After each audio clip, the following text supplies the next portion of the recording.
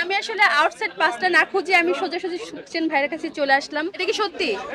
এটি হলো তাহলে আপনার এইখান থেকে অন্য জায়গায় দেখলে 60 লাগবে, আমি দাম বাড়ি আরো কমাই দিছি। না, ভাইরাল হওয়ার পর নাকি মানুষের উচ্চতা বেড়ে যায়। না না না, আমার শুনেন, গরুর দাম যদি বাড়ি দিতাম তাহলে মানুষ এত ভালোবাসত না।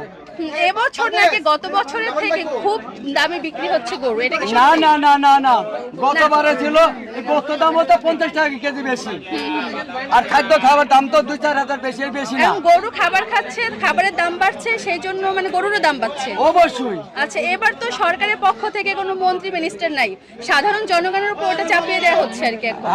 এখন দোষ হচ্ছে গরু খাবারের দাম বেশি। আচ্ছা আমি একটা কথা কই, আমি না হয় 2টা গরু পাললাম, আপনি তো 2টি গরু পারলেন, আপনাকে বাবা কিনে খাইতে লাগে না?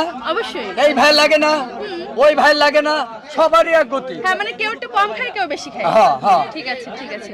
তো গরুগুলো সবকিছু ভালো, গরু ভাজারও ভালো। এখন আর কয়টা গরু আছে অবশিষ্ট? আমার 5টা থাকলো, আর এখন আর 5টা আছে। হ্যাঁ। ওটা তো শেষ হয়ে যাবে, আর থাকবে না। দেখি আল্লাহ ভরসা। আপু আপনার কাছ থেকে একটু জানতে চাই যে আপনি যেটা বললেন যে সুকচান ভাই গরুর দাম বেশি চায়, হ্যাঁ, তো আসলে আপনি আসলেন, এই যে আপনি দেখলেন, আজকে তো ফার্স্ট টাইম আসছেন সুকচান ভাইয়ের কাছে।